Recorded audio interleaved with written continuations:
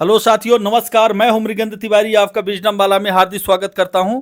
साथियों, आज हम लोग प्रैक्टिस सेट लेकर के आए हैं जो कि रेलवे, एसएससी तथा यूपी ट्रिपल एससी के एग्जाम के लिए बहुत ही इंपॉर्टेंट क्वेश्चन है। साथियों, अभी वर्तमान में पुलिस की जो वैकेंसी आई है उसके लिए बहुत ही यूजफुल हमारा प्रैक्टिस सेट है। साथियों, इनमें जितने भी इंपॉर्टेंट क्वेश्चन हैं आप लोग शुरू से अंतिम तक बने रहिएगा। हमारे प्ले स्टोर पर जाकर प्ले लिस्ट में जाकर के आप लोग पूरा वीडियो देखिएगा, आपके लिए सभी वीडियो यूजफुल है। साथियों, यह फिजिक्स का पहला आपके पास स्क्रीन में सवाल है कि काले वस्त्रों के मुकाबले श्वेत वस्त्र शीतल क्यों होते हैं।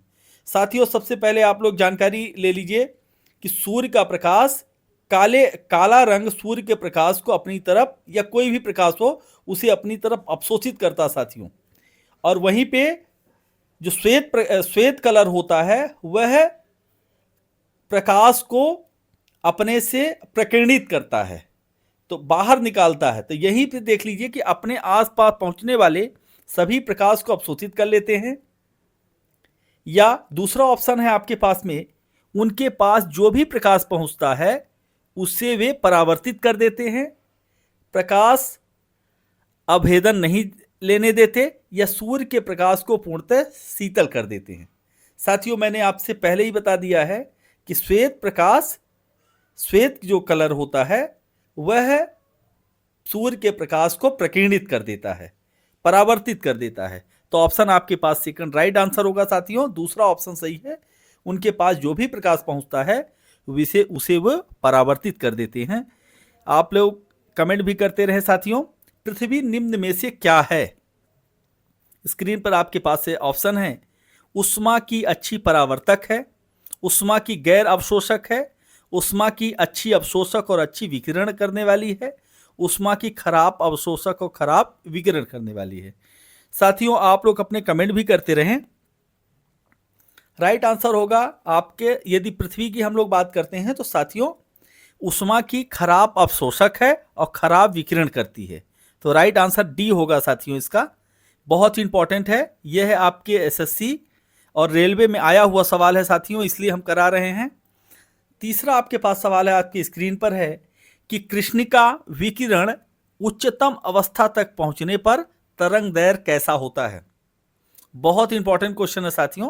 कृष्णिका विकिरण उच्चतम अवस्था तक पहुंचने पर तरंग दैर्घ्य कैसा होता है। पहला ऑप्शन है आपके पास में, तापमान बढ़ने पर बढ़ जाता है, तापमान घटने पर घट जाता है, या सभी तापमानों पर एक समान रहता है। चौथा ऑप्शन है आपके पास, तापमान परिवर्तित होने पर किसी निश्चित ढांचे पर नहीं चलता। साथियों, आप लोग कमेंट भी करते रहें, अपना राइट आंसर देते रहें। कृष्णिका जो काली पट्टी होती है साथियों, तापमान बढ़ने पर घट जाता है। राइट आंसर आपके पास में ऑप्शन सेकंड होगा साथियों। कृष्णिका का तापमान बढ़ने पर विकिरण उच्चतम अवस्था तक होगा, लेकिन उसकी तरंग दैर्घ्य घट जाएगी। यदि तापमान घटता है तो तरंग दैर्घ्य बढ़ जाती है। साथियों, आप लोग इसे नोट डाउन कर लीजिए। यदि तापमान घटता है तो तरंग दैर्घ्य घट जाती है। राइट आंसर होगा आपके पास। यही देखते, दो निकायों के बीच उष्मा के प्रवाह की दिशा निर्भर करती है। दो निकाय के बीच उष्मा प्रवाह की दिशा निर्भर करती है उनकी विशिष्ट उष्मा पर, उनकी गुप्त उष्मा पर, उनके अपने अपने तापमान पर, और उष्मा की उनकी अपनी अपनी मात्रा पर। साथियों, आपके पास कमेंट करते रहिए, आप लोग राइट आंसर देते रहिए। स्क्रीन पर आपके पास बहुत बढ़िया राकेश जी का राइट आंसर है साथियों। राकेश जी ने आंसर दिया है उनके अपने अपने तापमान पर। साथियों, एक सामान्य सा एग्जांपल हम लोग चर्चा करते हैं। दो रॉड ले लीजिए, एक रॉड को गर्म करिए और एक रॉड को कम गर्म करिए। जब दोनों रॉड को आप लोग ज्वाइन कर देते हैं साथियों, तो देखते हैं कि धीरे धीरे जो ज़्यादा गर्म वाला रॉड है उसकी उष्मा कम गर्म वाले रॉड की तरफ धीरे धीरे प्रवाहित होने लगती है, और तब तक प्रवाहित होती जब तक कि दोनों एक समान ताप में ना आ जाएं।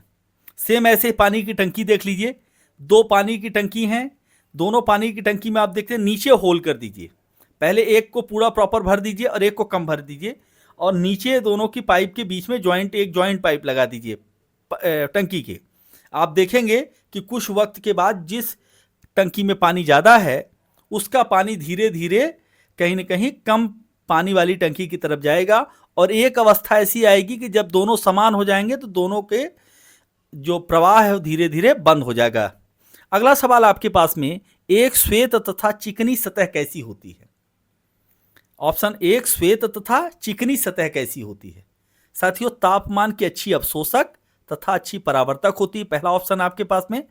तापमान की खराब साथियों, ऐसे सवाल एग्जाम पे आते हैं और हमारे गलत होने के चांसेस ज़्यादा होते हैं, क्योंकि इसमें कहीं ना कहीं गलती ज़्यादा होती है। तो दूसरा ऑप्शन आपके पास, ताप की खराब अवशोषक तथा अच्छी परावर्तक होती है, ताप की अच्छी अवशोषक और खराब परावर्तक, या चौथा ऑप्शन है, ताप की खराब अवशोषक और खराब परावर्तक होती है। साथियों, आपके पास स्क्रीन पर है, आप लोग अपने कमेंट भी करते रहें।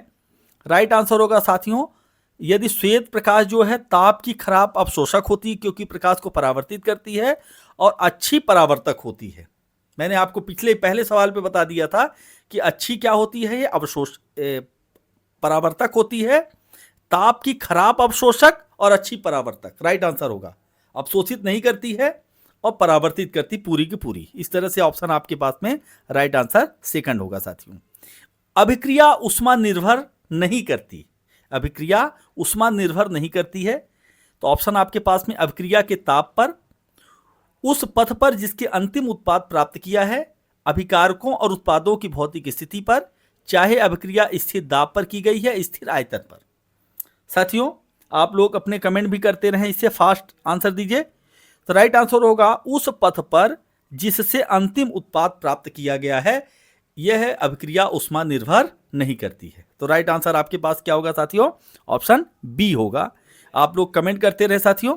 नेक्स्ट देखते हैं, अगला सवाल है, किसी धातु को पाचन सामग्री के रूप में प्रयोग करने के लिए निम्न में से कौन सी कसौटी अपनाई जाती है? तो स्क्रीन है, न्यून ऊष्मा चालकता, न्यून वैद्युत चालकता, अधिक विशिष्ट ऊष्मा, और चौथा ऑप्शन है आपके पास में अधिक ऊष्मा चालकता। साथियों, राइट आंसर होगा आपके पास में, बहुत बढ़िया, अधिक विशिष्ट ऊष्मा इसका राइट आंसर होगा। तो ऑप्शन नंबर थर्ड इसका राइट आंसर होगा साथियों। ये जो प्रैक्टिस सेट हम करा रहे हैं, एनटीपीसी के आए हुए सारे के सारे सवाल हैं, जो कि आपके यूपीएसआई और यूपी पुलिस तथा अन्य बीपीएससी एग्जाम के लिए बहुत ही यूजफुल है साथियों। रेलवे के लिए तो रामबाण है, रेलवे आर पार इस बार होगा 100% साथियों। भीषण सर्दी में ठंडे देशों की पानी की पाइपें फट जाती हैं। साथियों, पानी के बारे में बात करते हैं तो पानी 0 डिग्री पर पानी जम जाता है प्रॉपर, और पानी का अधिकतम जो उसका जो घनत्व होता है 4 डिग्री टेम्परेचर पर होता है साथियों। तो भीषण सर्दी में ठंडे देशों में पानी की पाइपें फट जाती हैं, क्योंकि उसमें जमने पर पानी फैलता है। राइट आंसर है साथियों, क्योंकि पानी जैसे ही आपने देखा है कि किसी बॉटल पे आप पानी भर दीजिए फुल प्रॉपर, और इसके बाद वो कांच का बॉटल हो और उसको फ्रीजर में रख दीजिए, आप देखेंगे जैसे ओपन करेंगे आपका कांच का जो बॉटल है चटक जाएगा, क्योंकि पानी जब जमता है तो जमने पर उसमें फैलाव होता है साथियों। तो राइट आंसर होगा आपके पास में पहला ही ऑप्शन है, ठंडे प्रदेशों में जो सर्दी के मौसम में तापमान 0 डिग्री से कम हो जाता है तो पानी जमने लगता है, और पानी के जमने पर उसके आयतन में प्रसार होता है साथियों। बंद पाइप में प्रसार के लिए पर्याप्त स्थान न होने के कारण पानी पाइप पर अत्यधिक दबाव डालता है, परिणाम स्वरूप पाइप जो है फट जाता है साथियों। तो राइट आंसर होगा आपके पास में, पानी की पाइपों में संकुचन के कारण, उसमें जमने के कारण। नेक्स्ट देखते हैं, शीतकाल में हैंडपंप का पानी गर्म होता है क्योंकि, अक्सर आपने देखा होगा कि जो ट्यूबवेल से जो पानी निकालते हैं साथियों, ठंडी के समय पर गर्म होता है और गर्मी के समय पर ठंडा होता है। इसकी वजह यह है कि क्योंकि हमारा जो बाहरी जो वातावरण का टेम्परेचर है वह धीरे धीरे बढ़ता चला जाता है, लेकिन जो ज़मीन के नीचे का टेम्परेचर हो प्रॉपर जैसा था वैसा ही रहा, उसमें ज़्यादा परिवर्तन नहीं होता है। इसकी वजह से जब पानी ऊपर आता है तो हमें ठंडा प्रतीत होता है गर्मी के समय में, और ठंडी के समय पे हमें वह गर्म प्रतीत होता है। तो आपके पास स्क्रीन पर है, शीतकाल में हमारा शरीर ठंडा होता है, गर्म प्रतीत होता है। दूसरा ऑप्शन है, पृथ्वी के भीतर तापमान वायुमंडल के तापमान से अधिक होता है। पंपिंग क्रिया से घर्षण पैदा होती जिससे जल गर्म होता है, तो गलत है। भीतर से जल बाहर निकलता है और परिवेश के ऊष्मा का अवशोषण कर लेता है। इस तरह से आपके पास में ऑप्शन है साथियों। तो राइट आंसर होगा यहाँ पर बी, पृथ्वी के भीतर का तापमान वायुमंडल के तापमंडल के तापमान से अधिक होता है, इस वजह से इस तरह से होता है साथियों। तो राइट आंसर होगा आपके पास में बी ऑप्शन है। आप लोग इसे नोट डाउन कर लें साथियों। नेक्स्ट देखते हैं, भारत में वर्तमान में कुल कितने रेलवे जोन हैं साथियों। स्क्रीन पर आपके पास ऑप्शन है 16, 17, 18, 19। राइट आंसर होगा साथियों 18 हैं। रेलवे के एग्जाम के लिए बहुत इंपॉर्टेंट क्वेश्चन है साथियों। नेक्स्ट देखते हैं, अगला आपके पास स्क्रीन पर सवाल है, सबसे नया भारतीय रेलवे जोन कौन सा है? दक्षिण पूर्व रेलवे, दक्षिण कोस्ट रेलवे, पश्चिम मध्य रेलवे और पूर्व मध्य रेलवे। राइट आंसर है साथियों दक्षिण कोस्ट रेलवे, इसका नया बना हुआ है। यदि भारत में रेलवे जोन की बात करते हैं साथियों, तो उत्तर की तरफ देखते हो तो दिल्ली मुख्यालय है, दक्षिण में आपने चेन्नई देखा है, पश्चिम में देखते हैं तो पश्चिम में आपके पास है मुंबई का है। मुंबई में 2 रेलवे जोन है साथियों, एक चर्च गेट और दूसरा CST है। यहीं पे पश्चिम मध्य रेलवे का मुख्यालय है आपके पास में जबलपुर, और यही उत्तर मध्य का रेलवे का मुख्यालय प्रयागराज है साथियों। इस तरह से अगले सवाल की तरफ चलते हैं, उत्तर रेलवे का मुख्यालय कहाँ स्थित है? हमारे पास स्क्रीन पर ऑप्शन है, राइट आंसर होगा नई दिल्ली। और नई दिल्ली रेलवे का मुख्यालय भी है, उत्तर रेलवे का भी मुख्यालय है और रेलवे का भी मुख्यालय है साथियों, दोनों चीज जान लीजिए। दक्षिण मध्य रेलवे का मुख्यालय कहाँ है? हमारे पास स्क्रीन पर है। सदैव जो भी मध्य वाले जितने भी रेलवे मुख्यालय बने साथियों, वो 2003 के बाद बने हैं, और ये मुख्यालय जितने भी बने हैं रेलवे के कार्य को सुगम करने के लिए, जो दूरी थी उस दूरी के बीच में जो कार्य गड़बड़ी होती थी उसको सुगम बनाने के लिए जो मध्य के रेलवे बने, चाहे पश्चिम मध्य का रेलवे की बात करें, चाहे उत्तर मध्य की बात करें, चाहे दक्षिण मध्य की बात करें। इस तरह से राइट आंसर होगा साथियों सिकंदराबाद। नेक्स्ट देखते हैं, पूर्व मध्य रेलवे का मुख्यालय कहाँ है साथियों? तो हाजीपुर। हाजीपुर कहाँ है? पटना में है साथियों, राइट आंसर होगा हाजीपुर।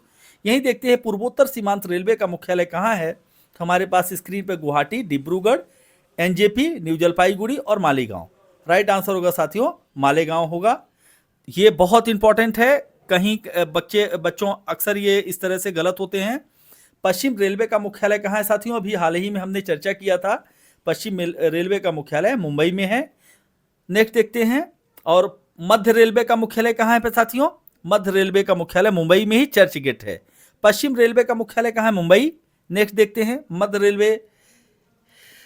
रेलवे की स्थापना किस वर्ष हुई? 1951 में हुई थी साथियों, देश के आज़ादी के बाद। कौन सा रेलवे जोन राजस्थान में कार्य करता है? राजस्थान का रेलवे जोन उत्तर पश्चिम रेलवे साथियों, उत्तर पश्चिम रेलवे राइट आंसर होगा। नेक्स्ट देखते हैं, यहीं पे रेलवे कोच फैक्ट्री कपूरथला किस जोन में है? तो हमारे पास स्क्रीन पर है साथियों, उत्तर रेलवे, मध्य रेलवे, पश्चिम रेलवे, दक्षिण रेलवे। राइट आंसर होगा साथियों आपके पास में उत्तर रेलवे कपूरथला जोन में आता है साथियों। भारत की सबसे लंबी नदी कौन सी है? स्क्रीन पर है गंगा, ब्रह्मपुत्र, सिंधु और गोदावरी। राइट आंसर होगा साथियों गंगा। गंगा भारत की सबसे लंबी नदी है, जिसकी लंबाई 2525 किलोमीटर है, या 25-25 याद कर लीजिए। यह उत्तराखंड के गंगोत्री से निकलती हुई और हरिद्वार से होते हुए धीरे धीरे कानपुर, और कानपुर से आगे बढ़ती है साथियों प्रयागराज। प्रयागराज में गंगा और यमुना का संगम होता है, जहाँ पे प्रयागराज का कुंभ लगा था। और यहीं आगे धीरे से आगे जब बढ़ती है तब मिर्जापुर और फिर बनारस, पटना और बंगाल की खाड़ी में जाकर के गिर जाती साथियों। भारत की सबसे लंबी नदी गंगा नदी है। यदि बड़ी नदी की बात करें तो सबसे बड़ी नदी ज़्यादा पानी लेकर के आती तो ब्रह्मपुत्र है साथियों, इस तरह से। और गोदावरी को दक्षिण भारत की गंगा कहा जाता है, बूढ़ी गंगा के नाम से जाना जाता है साथियों। भारत का सबसे बड़ा राज्य क्षेत्रफल के आधार पर कौन सा है? स्क्रीन पर है आपके पास में उत्तर प्रदेश, महाराष्ट्र, मध्य प्रदेश और राजस्थान। साथियों क्षेत्रफल में सबसे बड़ा राज्य राजस्थान है। यहीं पर आबादी की बात करते, पॉपुलेशन में सबसे बड़ा राज्य उत्तर प्रदेश है साथियों। वन क्षेत्र के मामले में आपका मध्य प्रदेश सबसे आगे है, और यहीं पे शिक्षा की क्षेत्र की बात करते हैं तो सबसे आगे राज्य कौन सा साथियों? केरला है। नेक्स्ट देखते हैं साथियों, सतपुड़ा पर्वत श्रृंखला किस राज्य में स्थित है? हमारे पास स्क्रीन पे है, सतपुड़ा के घने जंगल, अनबने घने जंगल। तो पहला ऑप्शन है आपके पास मध्य प्रदेश, राजस्थान, महाराष्ट्र और गुजरात। साथियों सतपुड़ा पर्वत श्रृंखला मध्य प्रदेश में पाई जाती है, तो राइट आंसर है आपके पास में ए, मध्य प्रदेश। यही देखते हैं, भारत में कुल कितने राज्य हैं? साथियों 28/7, जैसे देखते हैं ना कहीं लिखा रहता है 24/7, तो यहाँ पर आप लोग याद कर लीजिए 28/7, 28 राज्य 7 केंद्र शासित प्रदेश है साथियों भारत में। यदि हम भारत की बात करते हैं कि कौन कौन से राज्य समुद्री सीमा बनाते हैं, तो आप लोग थोड़ा सा मैप की तरफ देखिए। आप देखते हैं पश्चिम से हम काउंट करते हैं, उत्तर की तरफ आपने देखा हिमालय, और दक्षिण में आपके पास में क्या है साथियों, हिंद महासागर, पश्चिम में अरब सागर, पूर्व में बंगाल की खाड़ी है साथियों। यदि हम यहीं पे बात करते हैं पश्चिम के तरफ, तो गुजरात समुद्री सीमा, सबसे लंबी समुद्री सीमा गुजरात बनाता है। इसके बाद महाराष्ट्र, गोवा, कर्नाटक और केरला आता है साथियों। यहीं पर बात करते हैं पश्चिम पूर्व की तरफ जब चलते हैं हम लोग, तो तमिलनाडु, आंध्रा, उड़ीसा और पश्चिम बंगाल आते हैं साथियों। 9 राज्य, 5 राज्य अरब सागर से सीमा बनाते हैं, 4 राज्य आपके बंगाल की खाड़ी से बनाते हैं। इस तरह से 9 राज्य ऐसे हैं जो जिन्हें हम वेलांचली स्टेट के नाम से जानते हैं साथियों। नेक्स्ट देखते हैं कौन सा सागर भारत के पश्चिम स्थित है। अभी जस्ट हम लोग चर्चा ही कर रहे थे साथियों, पश्चिम स्थित आपके अरब सागर है और पूर्व में बंगाल की खाड़ी है साथियों। नेक्स्ट देखते हैं निम्न में से कौन सा राज्य चाय उत्पादन के लिए प्रसिद्ध है साथियों। बिहार, असम, पंजाब, राजस्थान। चाय के उत्पादन की बात करते हैं साथियों, तो चाय लेटराइट मिट्टी में सबसे ज़्यादा उत्पादित होती है।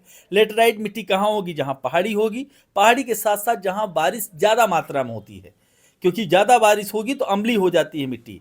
इस तरह से आपने देखा कि असम और पश्चिम बंगाल का जो गुवाहाटी वाला जो ये रीजन है साथियों, दार्जिलिंग वाला, ये पूरा जोन और कुछ क्षेत्र केरल और तमिलनाडु के आसपास भी चाय के बागान हैं साथियों। इस तरह से राइट आंसर होगा यहाँ पे असम, क्योंकि राजस्थान में तो बारिश ज़्यादा नहीं होती तो यहाँ पे है नहीं ऑप्शन। पंजाब में भी बारिश कम होती साथियों, बिहार में बारिश होती लेकिन इतनी मात्रा में नहीं होती क्योंकि यहाँ पे पहाड़ी क्षेत्र नहीं है साथियों। यही देखिए भारत की सबसे ऊंची पर्वत चोटी कौन सी साथियों, आप लोग अंतिम तक बने रहिएगा, बहुत इंपॉर्टेंट हम लोग क्वेश्चन करा रहे हैं जो कि आपके रेलवे, एसएससी, UPSSC, UPSI, जितने भी गवर्नमेंट एग्जाम है, वनडे एग्जाम, सभी के लिए बहुत ही यूजफुल है साथियों। भारत की सबसे ऊंची पर्वत चोटी कौन सी है, यदि यहीं पे सवाल आता है विश्व की सबसे ऊंची पर्वत चोटी, तो सबसे ऊंची पर्वत चोटी है सागरमाथा, माउंट एवरेस्ट, 8,848 मीटर, वर्तमान में 8,850 मीटर कहा जाता है, लेकिन वर्तमान पे 8,048 एग्जैक्ट डेटा है साथियों। भारत की सबसे ऊंची चोटी तो कंचनजंगा, राइट आंसर होगा आपके पास में बी, कंचनजंगा साथियों। नेक्स्ट देखते हैं भारत की जलवायु किस प्रकार की मानी जाती है, तो ऑप्शन पर आपके पास में भूमध्य रेखी, उष्णकटिबंधीय मानसून, शीतोष्ण या शीत जलवायु। साथियों उष्णकटिबंधीय मानसूनी वन हमारे भारत में पाए जाते हैं, तो हमारा ऑप्शन राइट आंसर होगा बी, क्योंकि भारत की जो जीडीपी हो मानसून पर भी डिपेंड करती है साथियों। यदि मानसून अच्छा आएगा तो हमारा देश ग्रो करता है साथियों। कौन सा राज्य गॉड्स ऑन कंट्री के नाम से जाना जाता है, बहुत इंपॉर्टेंट साथियों, क्योंकि ये गॉड्स ऑन कंट्री जो है ये प्रारंभ कब से आया आपको बता देता हूं। जब वामन अवतार, भगवान विष्णु ने वामन अवतार धारण किया था, उस समय पर राजा बलि राज्य करते थे, तो राजा बलि से उन्होंने 3 पग की धरा मांगी थी साथियों। उस 3 पग की धरा के बदले उन्होंने दो पग में पूरा संसार नाप लिया था। तीसरा पग उन्हें नापने के लिए राजा बलि ने अपना सर दे दिया था साथियों। इस वजह से उन्होंने वचनबद्ध होकर के उससे प्रसन्न होकर उन्होंने कहा था कि मैं तुम्हारे राज्य की रक्षा करूंगा, तो तब से गॉड्स ऑन कंट्री के रूप में जाना जाता है। राइट आंसर होगा केरल। केरल में मंदिर भी बहुत ही खूबसूरत बने हैं साथियों। यही देखते हैं नर्मदा नदी कहाँ से निकलती है, बहुत इंपॉर्टेंट क्वेश्चन है साथियों, एमपी के जितने एग्जाम में बहुत आता है। आरावली पर्वत, अमरकंटक, सतपुड़ा, विंध्याचल। राइट आंसर होगा साथियों अमरकंटक। अमरकंटक कहाँ है, अनूपपुर जिले में, मध्य प्रदेश के अनूपपुर जिले में अमरकंटक स्थित है साथियों। और ये किस में आता है, विंध्याचल रेंज में पूरा आता है साथियों। और ये ब्लॉक पर्वत के रूप में जाना जाता है। भारत की सबसे दक्षिणी बिंदु कौन सा है, तो राइट आंसर होगा साथियों Indira point. Right answer Indira point. Next देखते हैं भारत में सबसे बड़ा मरुस्थल कौन सा है, तो साथियों राइट आंसर होगा थार का मरुस्थल। सहारा का तो भारत में है ही नहीं, गोबी का भी नहीं है। गोबी एक ठंडा मरुस्थल है साथियों। दुनिया का सबसे बड़ा मरुस्थल सहारा मरुस्थल है, और भारत का सबसे बड़ा मरुस्थल थार मरुस्थल है। थार का मरुस्थल भारत और पाकिस्तान दोनों देशों में है, और दुनिया का सबसे ज़्यादा घना आबादी वाला यदि कोई भी मरुस्थल है तो वो थार का मरुस्थल है। इस तरह से जनघनत्व की बात करेगा कि कौन सा मरुस्थल जनघनत्व में सबसे आगे है, तो आप इसे राइट आंसर थार ही लगाइएगा साथियों। अगला देखते हैं कौन सा राज्य कोयला उत्पादन में अग्रणी राज्य है। साथियों जहाँ पे जंगल ज़्यादा होंगे, झाड़ देख रहे हैं, झाड़ियाँ, झारखंड, समझ जाए राइट आंसर होगा झारखंड होगा साथियों। झारखंड कोयले के उत्पादन में प्रमुख स्थान रखता है साथियों। भारत की सबसे लंबी झील कौन सी है? यदि बड़ी कहता तो बड़ी एक अलग ऑप्शन हो गया साथियों। यहीं पर चिल्का झील कैसी है? चिल्का झील खारी पानी की झील है जो कि डायरेक्ट समुद्र से जुड़ा हुआ है। बेमनाड झील, पुलिकट झील, वुलर झील, तो राइट आंसर होगा बेमनाड झील। बेमनाड कहाँ पे साथियों? केरल में है। और वुलर झील का जम्मू कश्मीर में, जो कि मीठे पानी की सबसे बड़ी झील है साथियों। भारत का सबसे बड़ा बांध कौन सा है? बांध में भी अलग अलग तरह के सवाल आते हैं साथियों, बड़ा, ऊंचा, लंबा, इस तरह के कॉन्सेप्ट भी बहुत ज़्यादा हैं, आप लोगों को ध्यान में देना है। तो राइट आंसर होगा टिहरी, इसका आंसर है। राइट आंसर होगा साथियों टिहरी। यदि लंबा की बात करता है तो लंबा कहाँ पर है साथियों? ये उड़ीसा का है। गिर राष्ट्रीय उद्यान के लिए किस लिए प्रसिद्ध है? गिर राष्ट्रीय उद्यान हमारे पास स्क्रीन पर है बंगाल टाइगर, एशियाई शेर, हाथी, गैंडा। राइट आंसर होगा साथियों एशियाई शेर के लिए गिर राष्ट्रीय उद्यान प्रसिद्ध है। बंगाल टाइगर भारत में लगभग टाइगरों का घर ही माना जाता है। दुनिया में सबसे ज़्यादा यदि टाइगर की बात करें तो भारत में भी है, और वो भी मध्य प्रदेश में सबसे ज़्यादा। कौन सा राज्य 5 रिवर स्टेट के नाम से जाना जाता है? 5 नदियों का समूह, 5 नदियों के समूह से कौन जाना जाता है? पंजाब। 5 नदियों का राज्य पंजाब कहलाता है साथियों। 5 पंजाब देख रहे हैं आप लोग, तो पंजाब। और पंजाब किससे सीमा साझा करता है? पाकिस्तान से सीमा साझा करता है साथियों। यही नेक्स्ट देखते हैं, हिमालय का सबसे ऊंचा पर्वत शिखर कौन सा है? धौलागिरी, माउंट एवरेस्ट, कंचनजंगा है, नंदा देवी। साथियों भारत हिमालय का सबसे ऊंचा पर्वत शिखर भारत की बात करता है तो कंचनजंगा, लेकिन यदि विश्व की बात करता है साथियों तो माउंट एवरेस्ट होगा यहाँ पे। भारत में सबसे ज्यादा सोना किस राज्य में पाया जाता है? साथियों आप लोगों ने मूवी देखी थी KGF 1-2 देखा क्या? KGF मूवी में जी फॉर गोल्ड के लिए था, तो सबसे ज्यादा गोल्ड कहां पे पाया जाएगा? कर्नाटक में पाया जाए साथियों। कर्नाटक में सोने की खदानें हैं साथियों। यही अगला देखते हैं, भारत में सबसे अधिक चावल उत्पादन कौन सा राज्य करता है? साथियों चावल के उत्पादन के लिए क्या क्या शर्तें हो जान लीजिए। 120 सेंटीमीटर बारिश होनी चाहिए, और जो टेम्परेचर होना चाहिए वो लगभग 30 से 35 डिग्री टेम्परेचर होना चाहिए साथियों। ऐसे टेम्परेचर वाला राज्य आपको पश्चिम बंगाल मिलेगा। पूर्व से जब हम पश्चिम की तरफ आते हैं तो धान के उत्पादन में कमी होती चली जाती है साथियों, चाहे किसी भी राज्य। उत्तर प्रदेश में भी बात करें तो जो पूर्व के राज्य हैं, पूर्व के जो जिले हैं उनमें धान का उत्पादन ज़्यादा है, पश्चिम की तरफ धान का उत्पादन कम हो जाता है। पश्चिम बंगाल में साल में 3 बार धान की खेती होती है, इसलिए चावल के उत्पादन में पश्चिम बंगाल अग्रणी राज्य है साथियों। गंगा नदी में मिलने वाली सबसे बड़ी सहायक नदी कौन सी है? तो कोई भी बता देगा, बच्चा बताएगा यमुना। और यमुना कहाँ पर गंगा से मिलती है साथियों? आपके प्रयागराज में। और जो कि वर्तमान में 2025 का महाकुंभ लगा था गंगा यमुना सरस्वती के संगम में, और वहीं पर प्रयागराज जो इलाहाबाद अकबर का किला है वहीं पे स्थित है साथियों। वहीं पर आपको प्रयाग प्रशस्ति मिलेगा, जिसमें समुद्रगुप्त के जो राजकीय कवि थे हरिसेन ने समुद्रगुप्त के बारे में लिखा है कि समुद्रगुप्त का घोड़ा तीनों समुद्रों का पानी पिया। इस बात से यह तात्पर्य होता है कि समुद्रगुप्त का राज्य दक्षिण भारत में तीनों तरफ था, चाहे वो अरब सागर की बात करें या हिंद महासागर या बंगाल की खाड़ी में, तो उत्तर से लेकर के दक्षिण तक संपूर्ण भारत में शासन था समुद्रगुप्त का साथियों। समुद्रगुप्त बीणा बजाने में बहुत ही ज़्यादा महारत हासिल थे, उन्हें कवि के रूप में भी, कविराज के रूप में उपाधि प्राप्त थी साथियों। भारत की सबसे बड़ी पठारी भूमि कौन सी है? मालवा, छोटा नागपुर का पठार, दक्कन या बिंद। साथियों जब भी आपने देखा हो दक्कन ट्रैप, जब भी युद्ध की बात करते हैं तो आपने सुना होगा कि औरंगजेब ज़्यादातर कहाँ अपना समय बिता दिया? उसने पूरा दक्कन में बिता दिया। दक्कन ट्रैप जो है वो कैसे बना है? ज्वालामुखी उद्गार से बना है, इसलिए वहाँ की मिट्टी काली है। और दक्कन ट्रैप दक्कन के आसपास क्योंकि बारिश कम होती है तो वहाँ पे कपास की खेती के लिए काली मिट्टी बहुत ही यूजफुल है साथियों। तो दक्कन ट्रैप कहाँ पे? महाराष्ट्र में भी आता है, कर्नाटका में भी और तेलंगाना में भी, तीनों राज्यों में आता है। छोटा नागपुर का पठार कहाँ पे साथियों? झारखंड में है और इसे रूर घाटी के नाम से जाना जाता है। भारत की सबसे लंबी तटरेखा किस राज्य की है? अभी हाल ही हमने चर्चा किया था जब समुद्री राज्यों की बात की थी साथियों, तो सबसे ज़्यादा समुद्री सीमा बनाने वाला राज्य गुजरात है, लगभग 1600 किलोमीटर बनाता है साथियों। लोकटक झील किस राज्य में स्थित है? हमारे पास स्क्रीन पर है असम, मणिपुर, त्रिपुरा और पश्चिम बंगाल। राइट आंसर होगा साथियों मणिपुर इसका राइट आंसर है। कौन सा राज्य भारत में कॉफी उत्पादन के लिए अग्रणी राज्य है? कॉफी के लिए आप जो मौसम है साथियों, बारिश कम चाहिए और मौसम सम चाहिए। ऐसा जगह आपने देखा है कर्नाटक, केरल, तमिलनाडु और आंध्र प्रदेश। साथियों इन सभी राज्यों में कॉफी का उत्पादन होता है लेकिन कम मात्रा में होता है। यदि सबसे ज़्यादा अग्रणी राज्य तो कर्नाटक, जैसे पूरी दुनिया में बात करते हैं तो ब्राज़ील, वैसे भारत में क्या है? कर्नाटक है साथियों।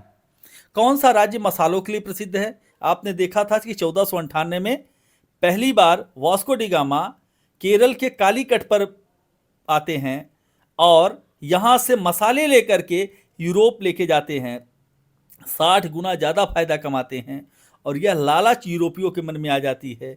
धीरे धीरे पूरे यूरोपीय अपना शिप लेकर के भारत की तरफ आते हैं। उस मसाले ने भारत को गुलाम बना दिया साथियों। तो कौन सा राज्य मसालों के लिए प्रसिद्ध है? तो केरल, राइट आंसर होगा केरल साथियों। नेक्स्ट देखते हैं, अगला सवाल है भारत का सबसे बड़ा डेल्टा कौन सा है? तो स्क्रीन पर हमारे पास में गंगा ब्रह्मपुत्र का डेल्टा। साथियों हेरोडोटस इतिहास के पिता कहलाते हैं और हेरोडोटस ने नील नदी के मुहाने को देख करके डेल्टा नाम दिया साथियों। डेल्टा होता क्या है? जब नदियां अपने साथ गाद, मिट्टी के कण बहा करके लेके जाती हैं, समुद्र के मुहाने पर जमा कर देती हैं, तो जब वो गाद ज़्यादा दूरी तक जमा हो जाता है तो नदियां अपना रास्ता धीरे धीरे बदल देती हैं साथियों। पतला पतला पतला रास्ता बहुत सारा रास्ता बन जाता है और इस वजह से वह अनवरत लाखों वर्षों से जमा हुआ गाद एक टापू का रूप धारण कर लेता है और यही डेल्टा कहलाता है। तो भारत का सबसे बड़ा डेल्टा गंगा ब्रह्मपुत्र का डेल्टा है साथियों। अब अगला सवाल है कि 1857 की विद्रोह की शुरुआत किस दिन हुई थी? साथियों ये 1857 का विद्रोह भारत में ऐसे ही नहीं हुआ, बड़े ही मुश्किल और कठिन परिस्थितियों में हुआ था साथियों। तो राइट आंसर है उसका 10 मई। 1857 के विद्रोह में पहली गोली किसने चलाई? खाई भी और चलाई भी साथियों, मंगल पांडे पहले व्यक्ति थे जो फांसी पर चढ़े थे साथियों।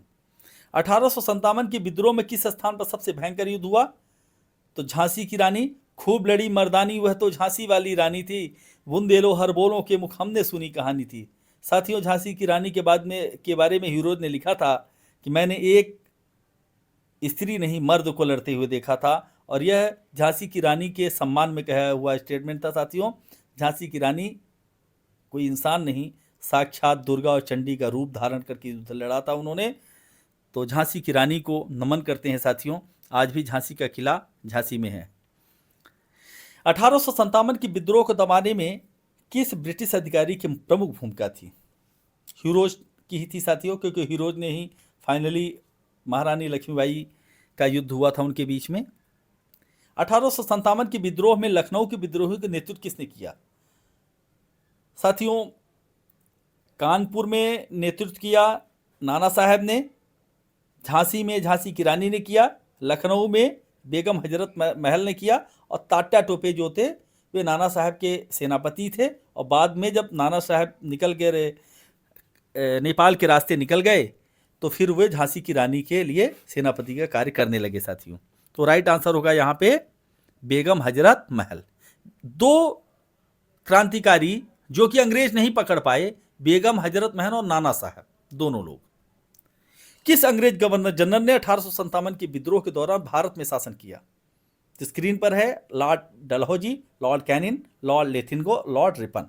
साथियों ये सब बाद में आए थे। लॉर्ड कैनिन पहले थे जो अंग्रेज गवर्नर जनरल थे, बाद में वायसराय बने, और 1 नवंबर सन 1858 को महारानी विक्टोरिया के द्वारा फरमान, उनके नाम से फरमान पढ़ा गया और कंपनी का शासन समाप्त करके पूर्ण रूप से पूरा का पूरा शासन ब्रिटिश गवर्नमेंट के हाथ में आ गया और एक दिन के लिए प्रयागराज देश की राजधानी बना था साथियों।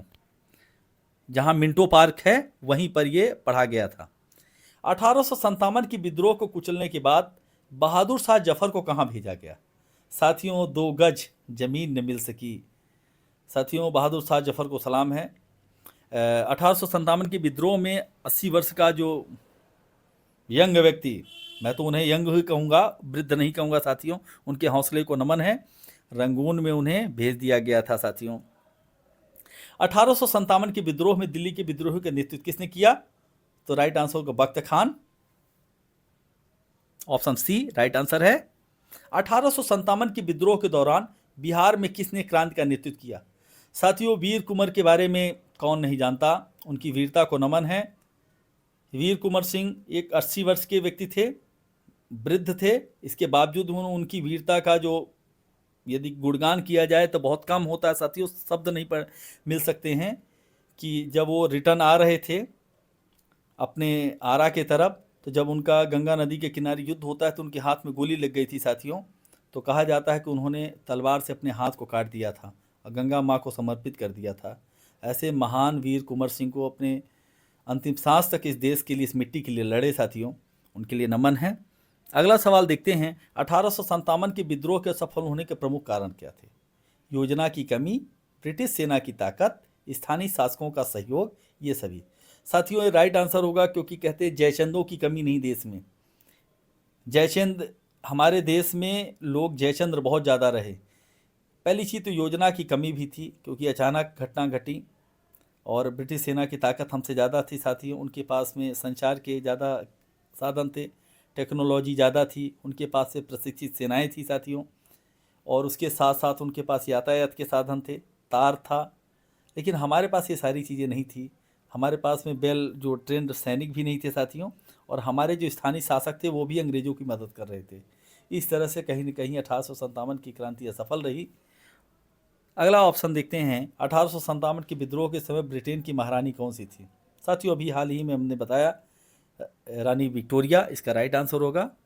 1857 के विद्रोह के बाद ब्रिटिश सरकार ने कौन सा नया कानून लागू किया?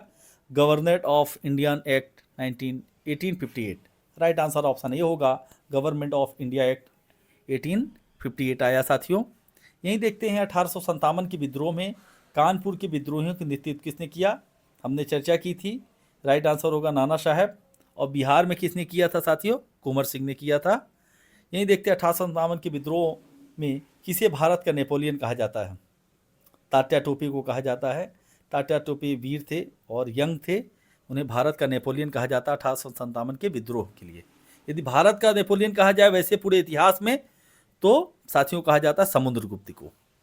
1857 के विद्रोह को किस भारतीय इतिहासकार ने राष्ट्रीय युद्ध कहा?